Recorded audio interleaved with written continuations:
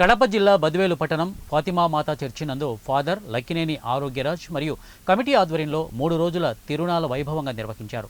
మొదటి రోజు దైన గురువు జల విజయభాస్కర్, రెండవ రోజు గురుశ్రీ గుడిమే దేవసహాయం, మూడవ రోజు కడప మేత్రానంద పీఠాధిపతులు ఇక సగినాల పాల్ ప్రకాశ్ తండ్రి పూజా కార్యక్రమంలో పాల్గొన్నారు.